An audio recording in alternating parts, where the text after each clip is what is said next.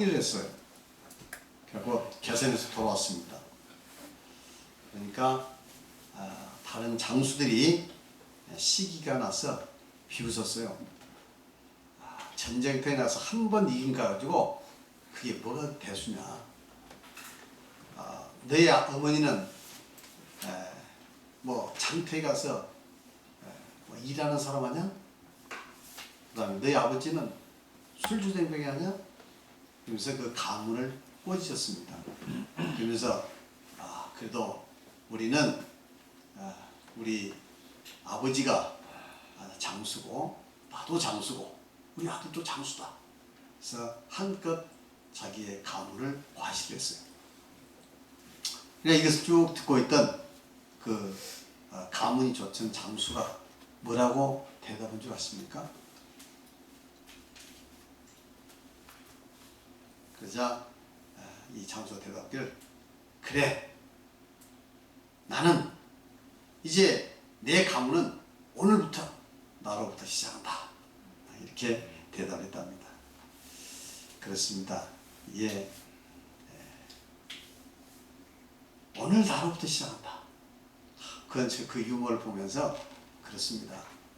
우리의 가문도 우리부터 시작합니다. 믿습니까? 아멘. 과거에는 우상을 섬기고 미신을 믿고 뭔가 잘못된 가치관으로 살아왔는데, 이제부터는 우리가 하나님을 잘 믿어서 하나님의 축복의 강물이 저때까지 흐를 텐데, 언제부터요?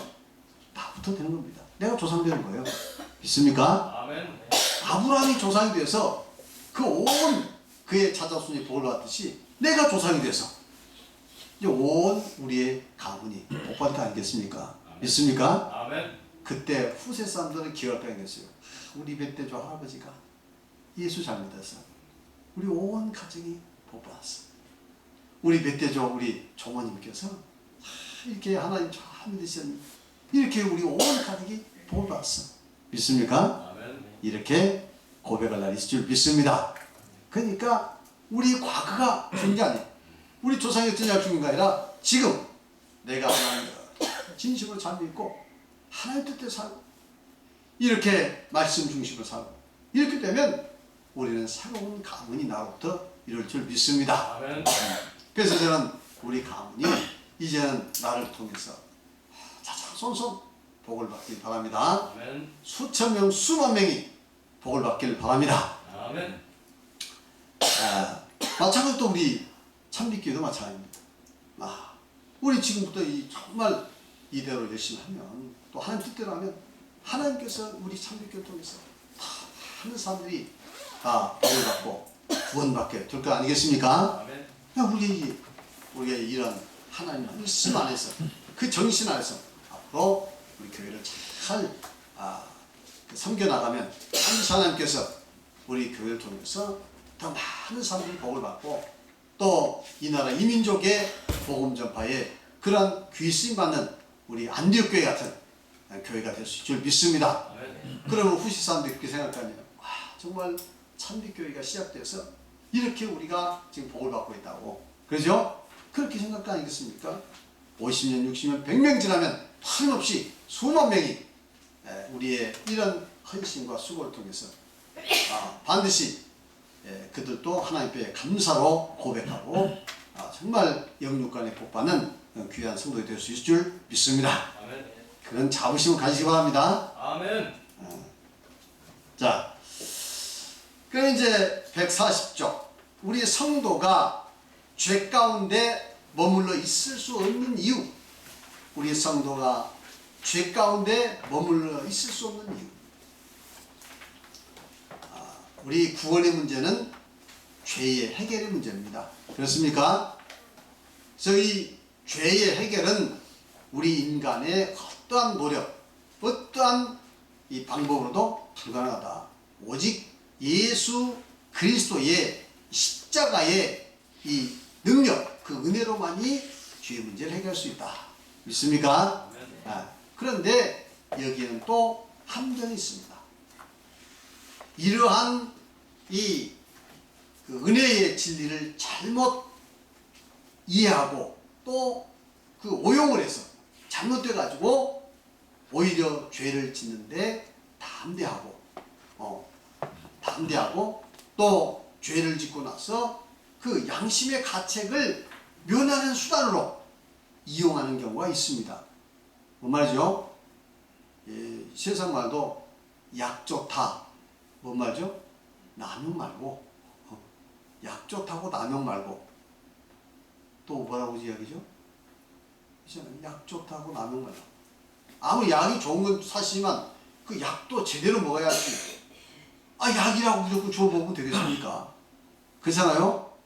그러니까 이 약 좋다고 해서요 그 오용하거나 남용해서는 안 됩니다.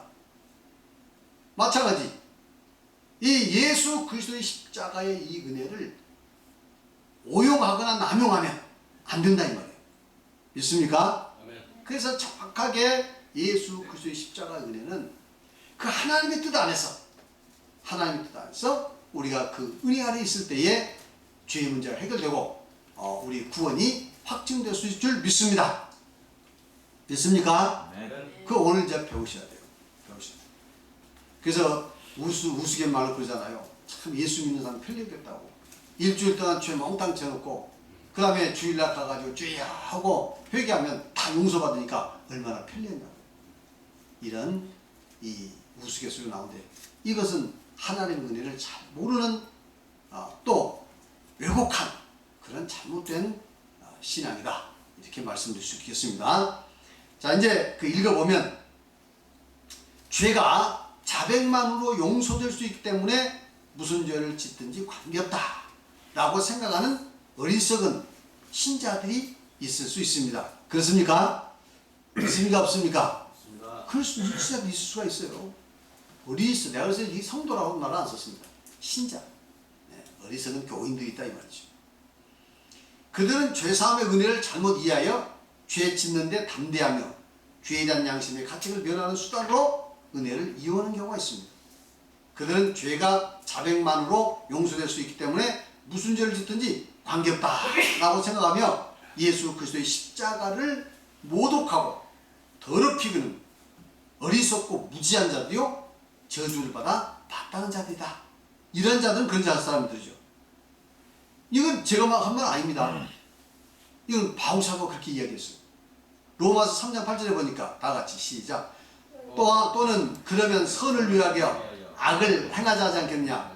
어떤 이들이 이렇게 비방하여 우리가 이런 말을 한다고 하니 그들은 정죄받는 것이 마땅하니라. 말하자면 그래 은혜로 죄 용서를 받고 또 죄가 더 많이 용서받으면 은혜가 크다니 그러면 일부러 죄를 더 크게 져가지고 은혜를 더 크게 받으면 될 것이 아니냐 이런 식으로 바울사도를 이렇게 공격하는 사람이 있었다 이 말이죠. 아셨습니까? 이런 자들은 이 진리를 깨닫지 못한 자들이고 또 이렇게 살아간 사람은 저주받아 마땅한 자들이다.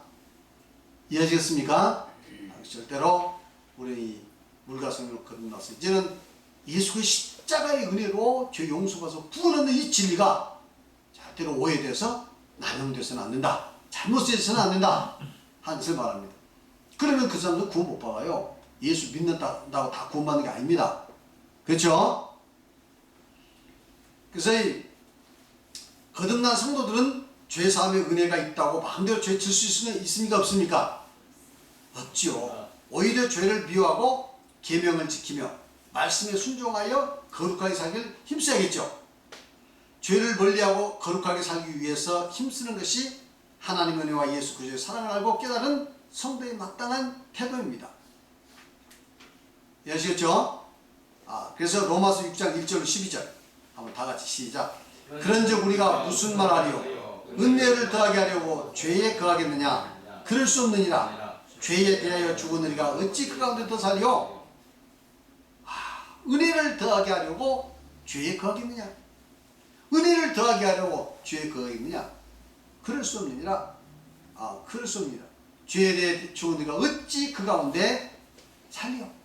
그러니까 우리가 이 저주받을 죄에서 예수 그리스도 십자가 은혜로 용서받아서 항상 그 죄사함 받고 하나님 은혜 가운데 사는데, 그러니까 우리가 은혜를 더 받기 위해서 죄도 더 져도 좋다?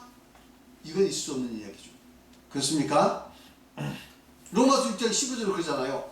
다 같이 시작. 그런즉 어찌하리요? 우리가 법 아래 있지 아니하고 은혜 아래 있으니 죄를 지으리요? 그럴 수 없느니라. 우리가 이제는 사탄의 권세 아래 있지 않고 이제는 하나님 권세 아래 들어와서 우리가 자유하는 삶을 사는데, 그러니까 우리가 죄 가운데 또 머물러 수 있겠냐? 그럴 수 없느니라. 그럴 수 없느니라. 이렇게 바울사도가 지금 이야기하고 있습니다. 아시겠죠? 왜냐하면 바울사도나 요한사도나 이 진리를 전하면 꼭 이 진리를 왜곡할 사람이다 이거예요.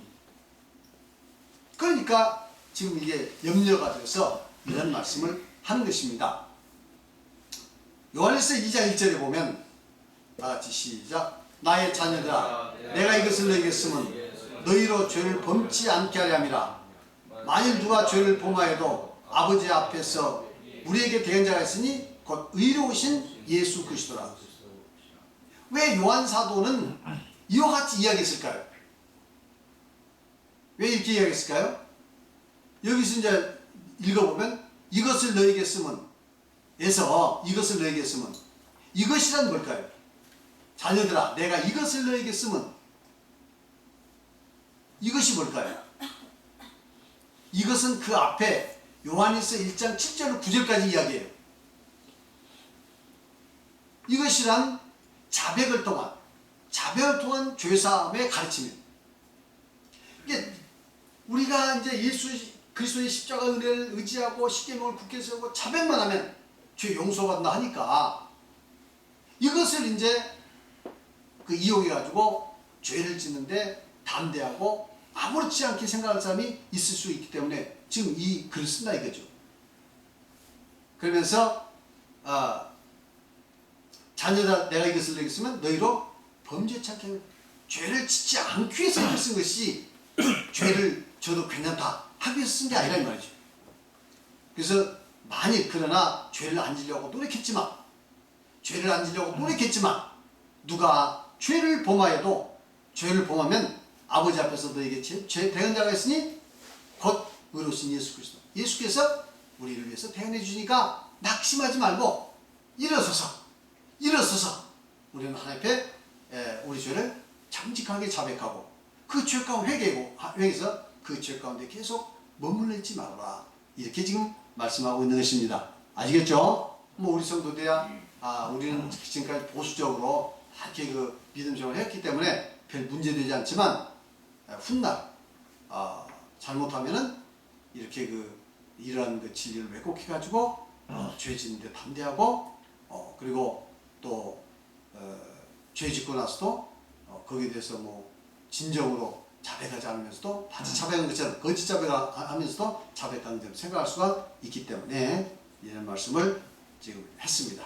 아시겠습니까? 자, 요한일서 3장 9절 한번 보시겠습니다. 다 같이 시작. 하나님께로부터 난 자마다 죄를 짓지 아니하느니 이는 하나님의 씨가 그 속에 거하며 그도 범죄하지 못한 것은 하나님께 났음이라. 네. 하나님께 난 자마다 뭐 한다고요? 죄를 짓지 아니하니. 이 말은 영어 성경에 보면 죄를 계속해서 짓지 아니하니 그런 말입니다. Continue to sin. 그러니까 계속적으로 죄에 머무르지 않다. 그런 말이에요. 이해하시겠죠? 그러니까 진짜 이 진리를 구원의 원리라든가 십계명 속자의 진짜 이 진리를 아는 사람은 죄를 안 지려고 노력을 흔들어. 또 이제 지게 되면 금방 회개할 수밖에 없죠. 그래서 죄 가운데 머물 수가 없다 하는 말씀하고 있고요. 그 다음에 이제 행함이 없는 몸은 야고보서 2장 26절 다 같이 시작. 영혼이 없는 몸이 죽은 것 같이 행함이 없는 믿음은 죽은 것이라. 만일에 어떤 신도들이 말이지 믿는다고 하면서도 죄 가운데 머물러 있으면서 계속 죄를 짓는 것을 그냥 당연하게 생각하고 또 당연하게 생각하지 않지만 그게 뭐가 대수냐, 다 용서받을 텐데 너무 그렇게 절제하려고 할 필요 없어. 이런 식으로 해서 이 죄를 짓게 되면 이것은 안 되는 거죠. 그래서 그렇게 행함이 따르지 않는 그 믿음은 죽은 것이다. 이렇게 말하고 있습니다. 그래서 믿음에는 반드시 구원받기 합당한 믿음에는 반드시 행함이 따를 수밖에 없다 하는 것을 말씀하고 있습니다. 나머지 문제는 한 번만 읽어보시고 이제 읽어보면 끝나도록 하겠습니다. 녹음이 되니까 녹화가 더 되고 녹음이 되니까 제가 그냥 읽을게요. 여러분들 읽으시면 훨씬 더 편하실 텐데 제가 읽겠습니다. 십계명을 범한 죄는 죽음이며 지옥불과 같습니다. 그렇습니까? 왜냐하면 계명을 범하면 죽음입니다. 죽음의 선고를 받아요. 그 죽음의 양은 나중에 지옥의 그 지옥불이죠. 그래서 생각이나 감정 속에 있는 것과 같은 아무리 작은 죄랄지라도 죽음에 해당하는 죄이며 지옥에 갈 수밖에 없는 죄다. 그렇죠? 세상에서는 아주 큰 죄만 죄라고 생각하지만 이 하나님 말 십계명은 생각 속에 있는 그런 그 생각이나 감정 속에 있는 것도 그 잘못된 것은 죄라고 이야기를 합니다. 그것도 엄밀하게 따지면 다 죽음이고 멸망을 받을 수밖에 없다. 지옥 갈 수밖에 없다 하는 그런 죄들이라는 거죠. 아주 무서운 거죠. 그래서 계명을 범한다는 것은 이렇게 두렵고 떨리는 일이죠. 이런 죄가 사함받지 못한다면 결코 의와 구원을 유지할 수 없을 것입니다. 그러므로 계명 지키기 위해 힘쓰되 계명을 범한 죄는 즉시 자백하고 회개하여 그 죄를 청산해 지속적으로 의와 거룩함을 유지합니다. 맞죠? 그러니까 예수 그리스도를 날마다 내 마음에 모시고 붙들지 않으면 죄가 청산되기가 어렵습니다. 그러니까 항상 예수 그리스도를 우리 마음속에 붙들고 우리 잘못들을 즉시 자백해서 죄를 청산해서 항상 우리의 세례 때 받은 그 깨끗한 옷을 깨끗하게 희게 유지를 할 줄 믿습니다. 이러한 자들은 결코 정죄함이 없어요. 그 다음에 다른 면에서 볼 때 하나님을 사랑하는 사람은 계명을 기꺼이 사랑하는 사람들이죠. 계명을 사랑하여 지키기 위해 힘쓰는 사람은 고의로 죄를 짓거나 죄 가운데 머물릴 수가 없습니다. 하나님께서 우리의 죄를 위해 친히 육신에 오셔서 우리 죄를 대신 지시고 십자가에 못 박혀 죽어주신 것을 아는데 어찌 다시 죄악 중에 낙을 누려야겠습니까? 하나님의 사랑과 예수 그리스도의 은혜를 아는 사람은 그 사랑을 배신하면서까지 고의적으로 죄를 짓거나 죄 가운데 머물 수가 없을 것입니다. 마치 죽은 사람은 손을 불 가운데 넣어도 아무런 감각이 없죠. 그렇죠? 죽어버린 사람은 불 가운데 집어도 아무렇지도 않아요. 지글지글 타도 아무렇지도 않습니다. 시체니까. 죽어버렸으니까. 말하자면 그 양심이 죽어버린 사람, 양심이 죽어버린 사람은 죄 가운데 있어도 아무렇지도 않습니다. 근데 이제 하나님 말씀으로 또 십계명으로 양심이 살아있는 사람은 이건 뭐 조그마한 촛불에도 견딜 수가 없죠. 가면 뜨거워서 뜨거라고 빨리 나오잖아요. 그렇죠? 그래서 이 살아있는 사람은 불 속에 들어가지 않을 뿐 아니라 서로 불에 닿을 기회가 있다 하더라도 도저히 오래 머물러 있을 수 없습니다. 이와 같이 계명에 의해 양심이 살아있고 죄로 인한 지옥의 두려움을 알고 하나님의 사랑을 깨달은 사람은 결코 고의로 죄를 짓거나 죄 가운데 머물 수 없을 뿐 아니라 죄를 짓는 즉시 자백하고 회개할 수밖에 없습니다. 알겠습니까? 아멘. 이건 뭐 즉시야. 즉시. 이것을 여러분들 이제 아시기 바랍니다. 그 다음에 그래서 이제 요한일서에 보면 그 요한일서 3장 6절 9절 요한일서 5장 18절 같은 데 보면 우리 믿는 사람들이 죄를 범할 수 없다 하는 내용들이 잘 기록되어 있습니다. 다시 한번 다 같이 읽어보겠습니다. 시작.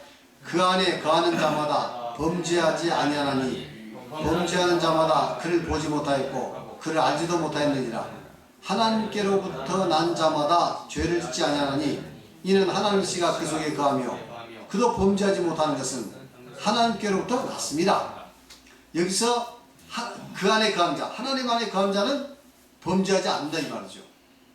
이 뜻은 뭐 실수로 잘못을 절대 범하지 않는 그 뜻이 아니에요. 이 영어 성경에 쭉 보면 죄 가운데 계속해서 머물러 있지 않는다 그 뜻이에요. 아시겠죠?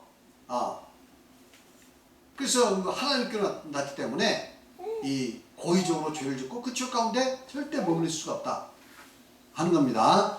세상에서도 정상적인 사람은 그렇잖아요. 정상적인 사람은 그렇지 않습니다. 아주 그 양심이 마비된 사람이야 뭐 무슨 죄를 짓고도 끄떡 없지만 정상적인 사람들은 그렇잖아요. 죄 지면 막 양심 괴롭고 힘들고 그러니까 안 지려고 노력하고 다 그런 거 아니겠습니까?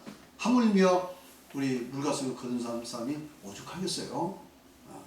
더구나 이제 뭐 근데 이제 사실은 안식이라든가 혹은 기타 이렇게 세상적으로 도덕적으로 크게 비난받지 않는 부분에 대해서는 좀 우리가 하나님 앞에서 뭐랄까 그런 것에 대해서 세상적인 관점에서 잘못을 하고도 별로 이렇게 뉘우침이 없는 경우가 있는데 그러지는 안 되겠습니다. 그래서 안식을 안 지키면 정말 가슴 아프게 생각하고 지키려고 노력해야죠. 그러잖아요.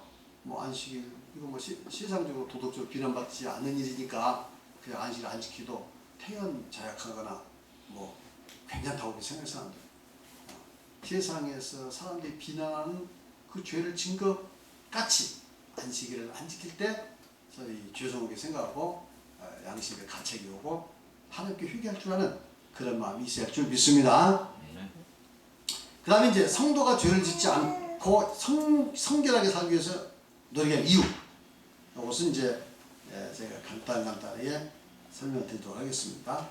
예수 그리스도의 십자가의 은혜가 너무 감격스러워서 우리가 왜 성결하게 살아야죠? 죄 안 짓고 첫 번째가 이겁니다.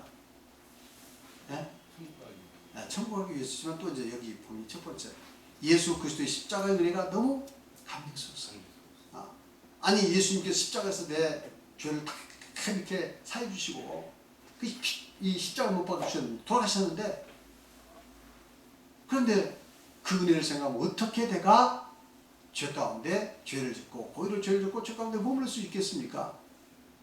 그렇습니까? 안 그렇습니까? 그것이 첫 번째다 하는 겁니다.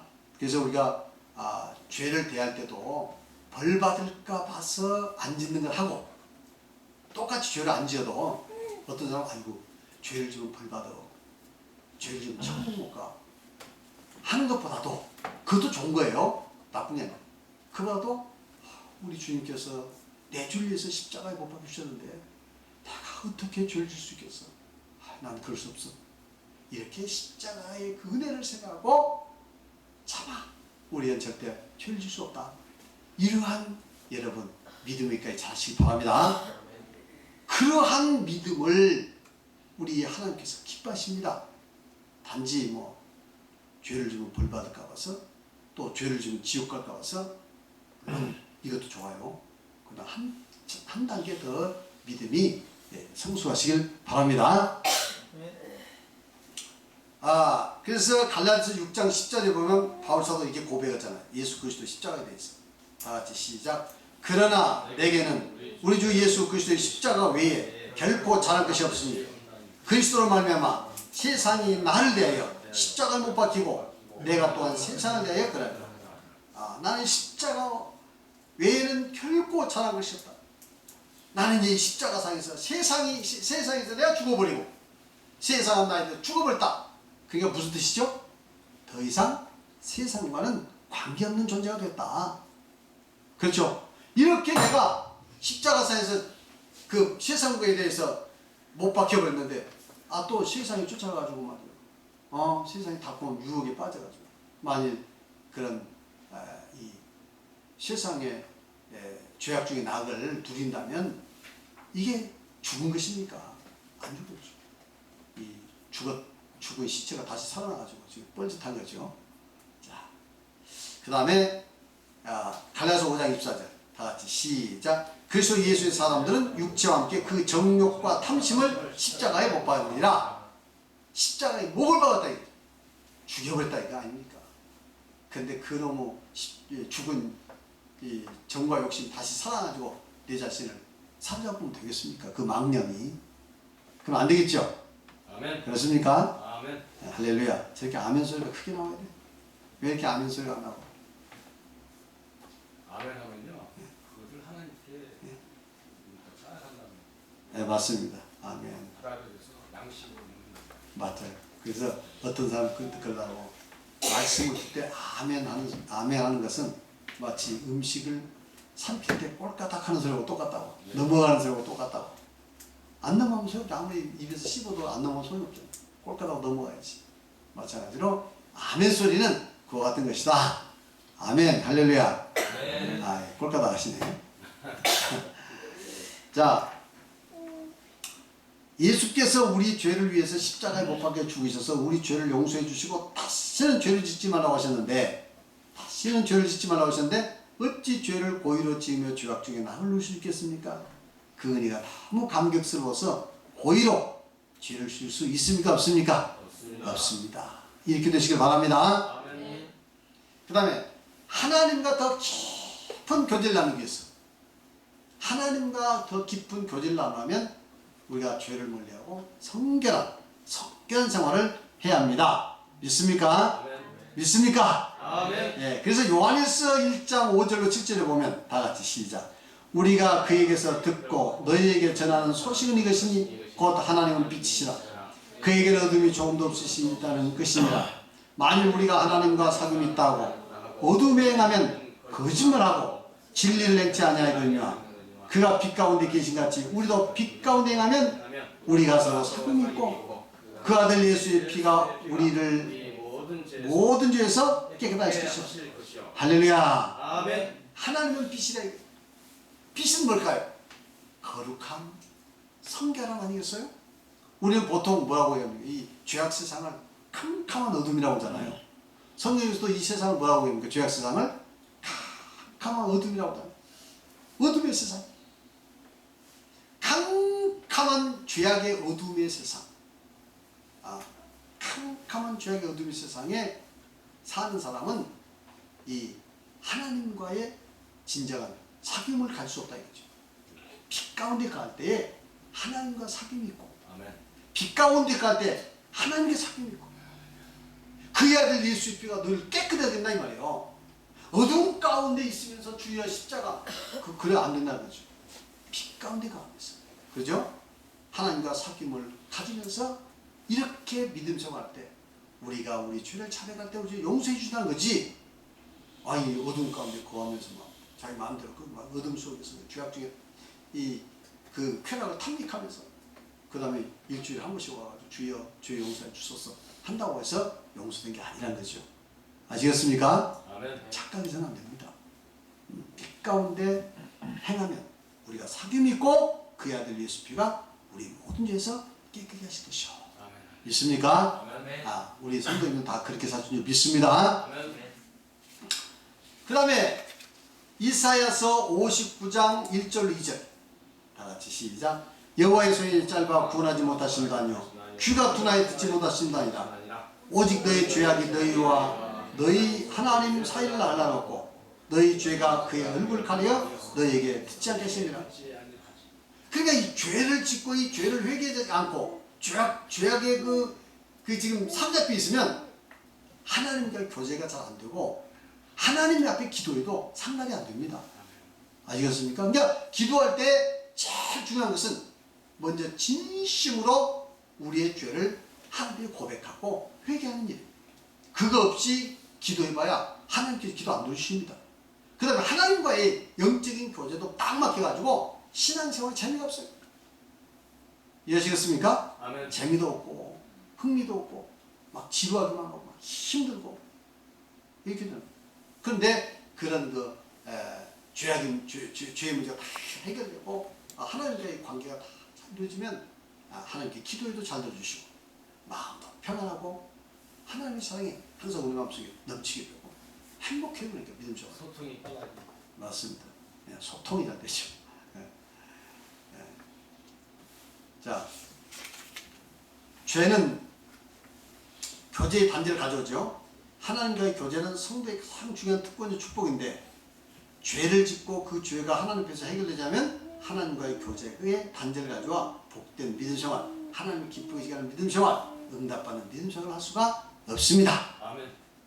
아시겠습니까? 아멘. 자, 그 다음에 죄의 봉헌이에요. 고통당하기 위해서. 이제 보통 사람들이 이 죄를 지면 봉당할까 봐서 두려워하잖아요.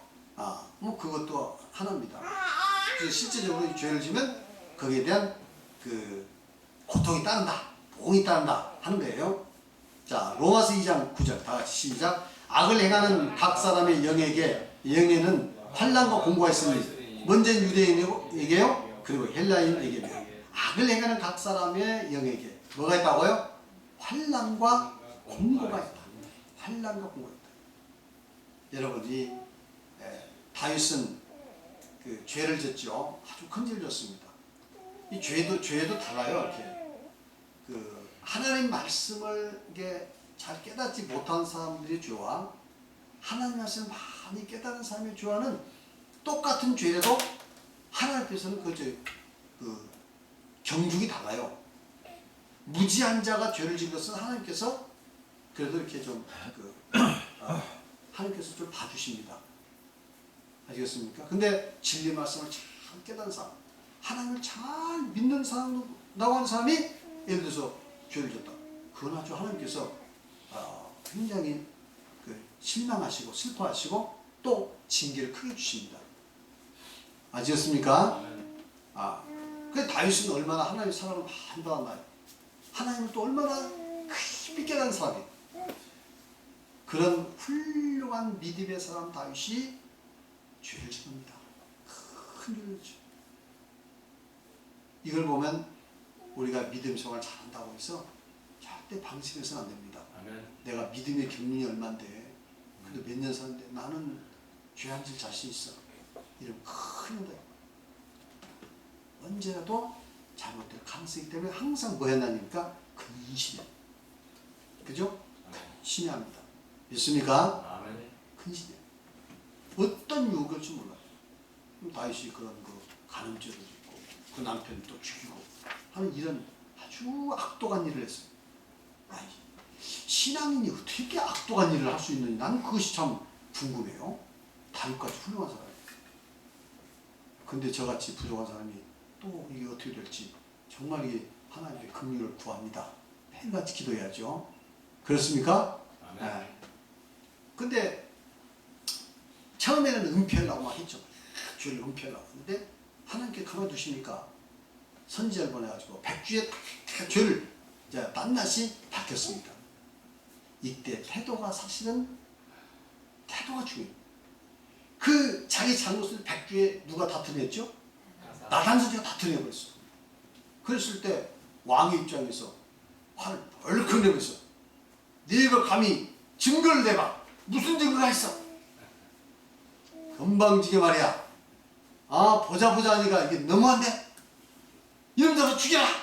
해도 증거 없습니다. 그죠? 증거는 다 이미 인멸을 해놓고 그거다 지금 익혀냈는데 그렇게 할 수 있습니다. 왕이기 때문에.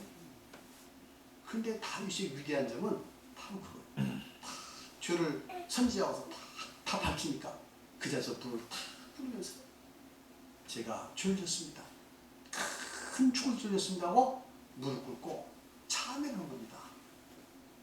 저는 왕이 돼갖고 이렇게 참회했다는 역사의 기록은 난 본 적이 없어요. 왕 정도 된 사람이 그런 일을 가지고 무릎 꿇고 참회한 적 본 적 없어요. 네? 그보다 더 악한 일을 해도요, 아주 으시딱딱하고 증거되고 증거가 나와도 뭐 인정하지 않잖아요. 죽여볼 것이니까.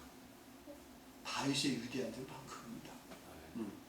그래서 무릎을 다 꿇고 하나님 제가 잘못했습니다. 내가 죄를 졌습니다. 그 즉석에서 시를 써가지고 시편 52편 죄를 씁니다. 시를 써가지고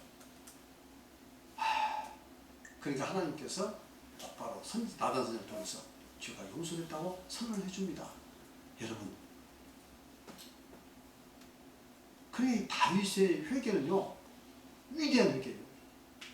한 번은 로마 황제가 그 데살로니가에 반란이 났어요. 그런데 가가지고 데살로니가 사람들 막 싸그리면 몰살시켜버렸습니다. 반란자들만 처벌해야 할 거 아니에요. 그런데 거기 지방인 사람은 다 몰살시켜버렸어요. 그리고는 이제 옛날 그 황제가 그때는 다 기독교 국가 아니겠습니까? 그렇게 하고 나서 이제 그 예배날 이제 교회를 올라오니까 암브로스라는 대추교가 황제가 이제 교회 도에 딱 막았어요. 못 들어옵니다. 그러니까 황제가 했다가 아니 왜 못 들어가냐? 이 그 대사육가에서 그렇게 무고한 사람들 살해한 이런 그 일에 대해서 철저하게 회개하지 않으면 못 들어갑니다. 그렇게 죄를 졌으니 못 들어갑니다. 아니 다윗도 죄를 졌지만 다 하나님께서 사유셨잖냐. 그러니까 이 암브로스 주로 이렇게 했어요. 황제께서 다윗의 그 다윗이 죄상 받는 것을 그것을 생각하십니까? 그렇다면 다윗의 회개를 본받으세요. 이렇게 하고는 황제가 교회 들어오고 반대 막았어요. 그래서 이 황제가 그의 안 듣구나. 이제는 그러면 내가 정말 진짜 회개한다고 회개를 했다는 그런 이야기가 들리고 있습니다. 그러니까 다윗의 용서만 이게 생각하고 다윗의 이 진정한 회개에 대해서 생각한다. 그래서 이 다윗의 회개를 본받아야 됩니다. 아시겠습니까? 용서만 본받아가지고 그냥 하나님 평은 용서받을 거라고 생각해서는 안 된다는 거죠. 다윗의 회개는 위대한 회개입니다. 정말. 역사상의 군왕이 그 죄를 지적했을 때 그렇게 무릎 꿇고 참여하는 이 왕이 없었어요. 그래서 성경은 이야기합니다. 다윗이 밧세바의 이 죄 이외에 이것 이외에 일생 동안 그는 하나님 앞에서 하나님 앞에서 온전했다고 했습니다. 얼마나 위대해졌습니까? 오히려 그 죄를 통해서 그 이후의 삶은 성불의 삶이다. 훨씬 더 위대한 성불의 삶. 아시겠습니까? 아멘. 이걸 아세요. 그러면서 그러나 다윗이 진 죄에 대한 보응이 없어졌습니까? 없어진 게 아니라 그 보응은 그대로 이제 받게 되는 겁니다. 회개란 죄의 보응을 무서워하는 것이 아닙니다. 회개란 내 죄에 대한 보응까지도 받겠습니다 라는 자세가 뭐예요? 그게 진정한 회개입니다. 믿습니까? 아멘. 그냥 벌벌 떨면서 보응이 무서워. 주여 이 보응을 없애야 주옵소서. 그것은 회개 태도가 아닙니다. 아니 죄 졌으면 주여 그 어떠한 주님께서 나에게 보응을 주도 다 받겠습니다. 주님. 이 자세가 진정한 회개인 줄 믿습니다. 아멘. 그래서 다윗은 죄를 용서를 받지만 얼마나 큰 복을 받았습니까? 사무엘사 2장 10절 12장 10절 13절 14절에 보니까 다 같이 시작. 이제 네가 나를 업신여고 햇사람 우리 아내를 뺏어다 네 아내로 삼았으니 칼이 네 집에서 영원토록 떠나지 않냐를 하셨고 다윗이 나단에게 이르되 내가 여호와께 범죄하였노라며 나단이 다윗에게 말하되 여호와께서도 당신의 죄를 사하셨나이다. 당신이 죽지 아니하니와 이로 말미암아 여호와의 원수가 크게 비방거리를 얻게 하였으며 당신이 낳은 아이가 반드시 죽으리라고. 이런 일로 해서 그 원수들이 당신을 크게 비방하게 됐다. 그리고 당신이 낳은 아들이 한 죽을 것이고 너희 집안에 칼이 떨어지지 않을 것이다. 너희 집안에 칼이 떨어지지 않을 것이다. 그래서 이제 어떠한 보험을 받았죠? 첫째, 불륜으로 낳은 아이가 곧 죽었습니다. 얼마 있었어요. 그 다음에 자녀들 사이에 근친 상관이 났어요. 자녀들 사이에. 이복 형제들끼리 근친 상관이 일어났어요. 그 다음에 그 일로 인해서 압살롬이 암놈을 이제 살해하는 죽이는 형제 간의 살육전이 일어났어요. 피를 불렀습니다. 그 다음에 압살롬이 반란을 일으켰어요. 반란. 그래서 다윗을 죽이려고 해서 그냥 그 허겁지겁 도망가가지고 얼마나 수치를 당했나요? 왜 압살롬이 방길됐을 때 모든 백성들이 압살롬을 따라버렸을까요? 이 죄 때문에 그렇습니다. 충신에 그야말로 이런 충신이 세상에 어디 있습니까? 그렇죠? 그 충신의 아내를 뺏어버렸어요. 그리고 그 충신을 죽여버렸어요. 전쟁터에 나가겠어요. 그렇죠? 이 일이 백성들이 다 알려졌을 때 백성들이 다윗을 어떻게 생겼어요? 얼마나 실망했겠습니까? 얼마나 일을 했겠어요? 그 틈에 아들이 반기를 드니까 그냥 온 백성들이 저기 압살롬 따라오는 거예요.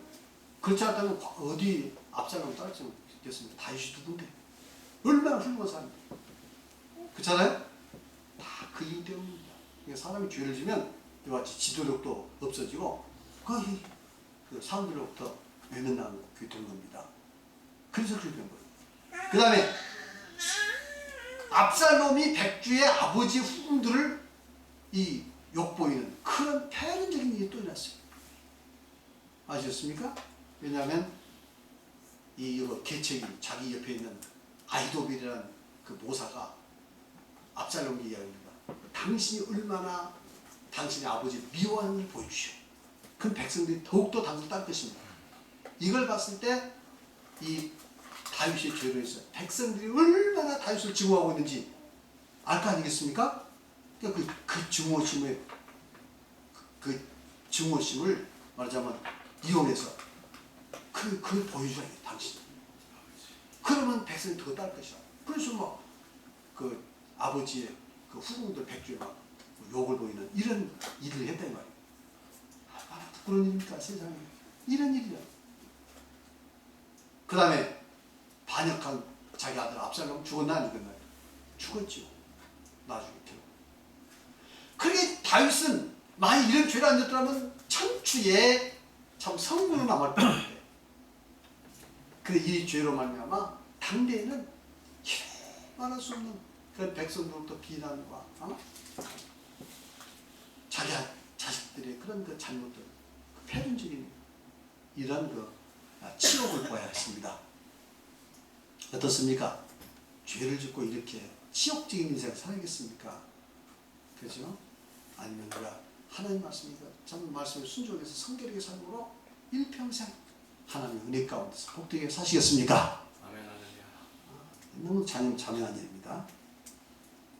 그 다음에 그래서 이제 하나님을 믿는다고 하면서 고의로 죄를 짓는다면 이는 엄청난 고통과 삶의 불행을 초래합니다. 더욱이 자백하고 회개함으로 죄를 사해 주시는 하나님의 은혜를 빙자하여 자백하고 회개만 하면 죄산 받을 수 있으니 무슨 죄를 짓더라도 상관이 없다고 생각하는 어리석은 신도가 있을 수 있습니다.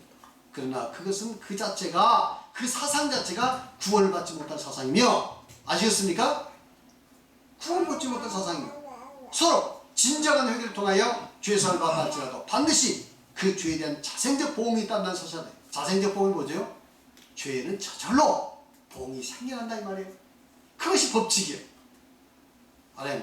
짧게는 자신의 상해 받을 것이고 짧게는 자신의 상해 받을 것이고 머리는 자손들에게 그 죄의 업보가 미치게 되는 겁니다. 그렇습니까? 아멘. 그렇습니까? 아멘. 잘 하셔야 돼요. 그 다음에 하나님의 버리심을 당치 않기 위해서 나중에 계속 죄를 짓고 반복적으로 짓고 죄 짓는 습관되면 하나님께서 버리십니다. 자, 한번 읽어봅시다. 히브리서 16장 48절 시작. 한 번 빛을 받고 하늘 은사를 받고 성령에 참여한 바 되고 하나님의 선한 말씀과 내세의 능력을 맛보고도 타락한 자들은 다시 새롭게 하여 회개하게 할 수 없나니 이는 그들이 하나님의 아들을 다시 십자가에 못 박아 드러내놓고 욕되게 함이라. 땅이 그 위에 자주 내리는 비를 흡수하여 밭가는 자들이 쓰기에 합당한 채소를 내면 하나님께 복을 받고 만일 가시와 은검귀를 내면 버림을 당하고 저주함에 가까워 그 마지막은 불사름이 되리라. 이렇게 한 번 비춤을 받고 은사를 맛보고 성령에 참여되고 선한 말씀과 내세의 능력을 맛봤어요. 그래놓고 타락했어요. 그 타락 가운데 머물러 있으면 어떻게 된다는 얘기입니까? 절대로 다시 회개케 할 수 없다. 왜 회개케 할 수 없을까요? 하나님께서 회개할 마음을 주지 않으면 회개할 수 없습니다. 맞습니까? 맞나요? 회개도 하나님께서 긍휼을 보여야 할 수 있는 겁니다. 그런데 이 사람은 죄 가운데 계속 거하면서 회개할 마음도 없어. 그러면 그 버림받은 거예요. 회개할 마음이 없어지면 그 버림받은 겁니다. 아시겠습니까? 그러나 우리는 어쨌든 회개를 그래서 촉구를 해서 빨리 회개를 해서 하나님의 긍휼을 덧입도록 할 줄 믿습니다. 아예 하나님께서 회개할 기회를 안 주시고는 그 구원 못 받습니다. 누가 그랬나요? 가룟 유다가 그랬잖아요. 후회는 했지만 회개는 없었어요. 그래서 구원을 못 받은 겁니다. 그래서 만일 가시 얻는 길려면 버림을 받아하고 저주함에 가까워 그 마지막은 불사름이 되죠. 뭐라고요? 이건 구원 못 받는 뜻 아닙니까? 맞죠? 그래서 고의적으로 죄를 지으며 거짓 자백을 잃지 않고 진정으로 회개하지 않으며 죄악 중에 나를 누리면서 그것이 계속 머물러 있게 될 때 하나님은 그 믿음을 상실하도록 두셔서 구원을 받지 못하게 하실 것입니다. 믿음의 상실이야말로 가장 두려운 하나님의 심판입니다. 로마서 1장 28절 다같이 시작. 또한 그들이 마음에 하나님 두기를 싫어하면 하나님께서 그들을 상실한 마음대로 버려두사 합당치 못한 일을 하겠으니